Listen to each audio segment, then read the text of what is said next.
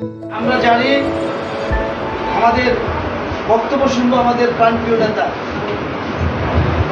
তারপর আনুষ্ঠানিক কিছু ফর্মুলা রয়েছে, সেই ফর্মুলার আলোকে আজকে ছাত্রদল বক্তব্য দিল, যুবদল দিল, স্বেচ্ছাসেবক দল দিল। আমরা জানি আজকে আমরা যখন দেখেছি সর্বপ্রথম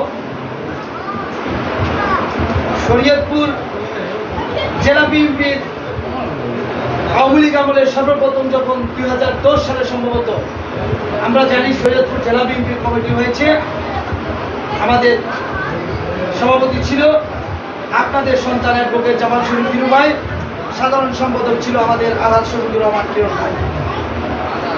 তৎকালীন সময়ে জামাল শরীফ হিরু ভাইয়ের বাড়িতে ছাত্রদলের কাউন্সিল হয়েছে, ছাত্রদলের কাউন্সিলে ভোটের মাধ্যমে ছাত্রদলের উপজেলা কমিটি হয়েছে। সেই 2011 সাল থেকে যখন আমরা নড়িয়া থেকে এই পূর্বাঞ্চলে সংগঠন করতে আসি, সবচেয়ে নড়িয়া উপজেলার মধ্যে 14টি ইউনিয়ন, একটি পৌরসভা, তার মধ্যে আমাদের এই পূর্বাঞ্চলের নেতৃবৃন্দ হয়েছে। পূর্বাঞ্চল হয়েছে আমাদের একটি উর্বর জায়গা। আমরা আজকে থেকে যদি 2011 সালে দেখি যে পূর্বাঞ্চলের যে নেতৃবৃন্দরা কত উর্বর ছিল সংগঠন করতে এসে, ছাত্র দলের সংগঠন করতে এসে, স্বেচ্ছাসেবক দলের সংগঠন করতে এসেছে, তার এই ধারাবাহিকতা আজকেও দেখলাম যে এই বাংলা বাজারে একটি অফিস উদ্বোধন আলোচনা সভা এবং বরিশাল ইউনিয়ন যুব দলের আলোচনা সভার নবগঠিত কমিটির প্রেক্ষাপটে একটি আলোচনা সভা দিয়েছে। আমাদের বয়োজ্যেষ্ঠ অনেক মুরব্বীরা এখানে উপস্থিত রয়েছেন, তারা অনেক সময় বসে আছেন, মনে হয় সম্ভবত বেলা 4 ঘটিকা থেকে শুরু করে আমাদের প্রাণপ্রিয় নেতা থেকে।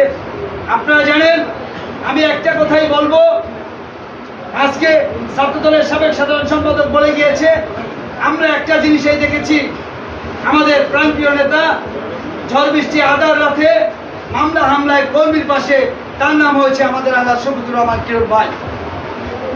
আমরা জানি আমাদের নেতা সাবেক সংসদ সদস্য ছিল। আজকে একটি দৃষ্টান্ত উদাহরণ দেখলাম নেতার সামনে। এখন কিন্তু সরকার অন্য সরকার, আমরা জানেন সামনে জাতীয় ইলেকশন হবে, নির্বাচন হবে।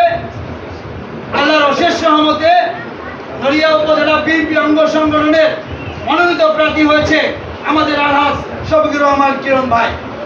নড়িয়া উপজেলা বিএনপির মামলা হামলায় নির্যাতিত নিবেদিত নেতাকর্মীর মনোনীত প্রার্থী হয়েছে আমাদের আলহাজ শফিকুর রহমান কিরণ ভাই। কিন্তু আজকের একটি অনুষ্ঠান আমি একটি দৃশ্য দেখলাম যে হ্যামিলিয়নের বাসিয়ালা মতন যিনি উপস্থিত থাকে, তার মাঝে সাধারণ জনগণ কিভাবে ছুটে আসে।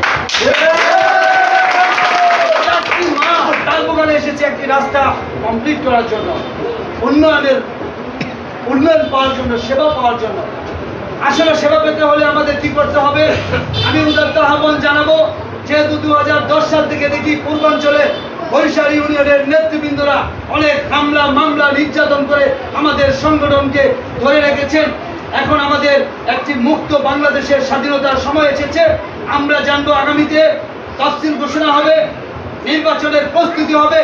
আজকে যে আমাদের বাবার মতন সমতুল্য মুরব্বীরা বসে আছেন কষ্ট করে এই গরমের মধ্যে, আমরা জানবো যদি আগামী সংসদ নির্বাচনে বরিশাল ইউনিয়ন যুবদল, ছাত্রদল, স্বেচ্ছাসেবক দল, মহিলা দল, সকল অঙ্গ সংগঠন ঐক্যের মধ্যে দিয়ে, আপনারা জানেন রাষ্ট্রীয় ষড়যন্ত্র চলতেছে এবং দেশীয় ষড়যন্ত্র চলতেছে, সকল ষড়যন্ত্র উপেক্ষা করে দেশনেত্রী বেগম খালেদা জিয়া, আমি এটা শতভাগ আশা করি আমাদের ধানের শীষের প্রতীক নিয়ে আসবেন আমাদের প্রাণপ্রিয় নেতা আলহাজ শফিকুর রহমান কিরণ ভাইকে।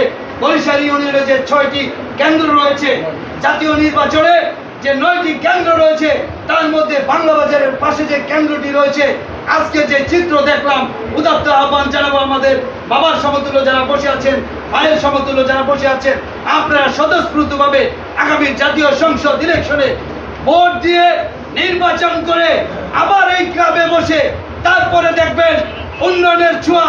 বিশ্বাস করেন, আমি ভাবতেও পারি নাই আমাদের নড়িয়াতে যান্ত্রিক চলাচলের জন্য 3টি সেতু অকেজো করে রেখেছে। বিশ্বাস করেন, সকালে একটি ডিজাইন করেছে, বিকালে একটি ডিজাইন করেছে, অত পর্যন্ত আমাদের প্রাণপ্রিয় নেতা নড়িয়ার যে সেতুটি অকার্য করে রেখেছে, নকশা করে কারো বাড়ি উপর দিয়েছে, বা কারো নেতার বাড়ির উপর যাবে দিয়ে, কারো আউলের উপর দিয়েছে, কারো দোকানের উপর দিয়েছে, সেই সেতুটি অসম্পূর্ণ করে রেখেছে। সেই সেতুতে আমাদের প্রাণপ্রিয় নেতা অর্থ সহযোগিতা করে, ইনস্ট্রুমেন্ট ইকুইপমেন্ট সহযোগিতা করে এখনো সেই সেতু কাজের অগ্রগতি নিয়ে গেছে। আশা রাখবো আগামী জাতীয় সংসদ ইলেকশনে আমাদের প্রাণপ্রিয় নেতাকে স্বতঃস্ফূর্তভাবে এই কেন্দ্র থেকে আপনারা বিজয় ঘোষণা করবেন।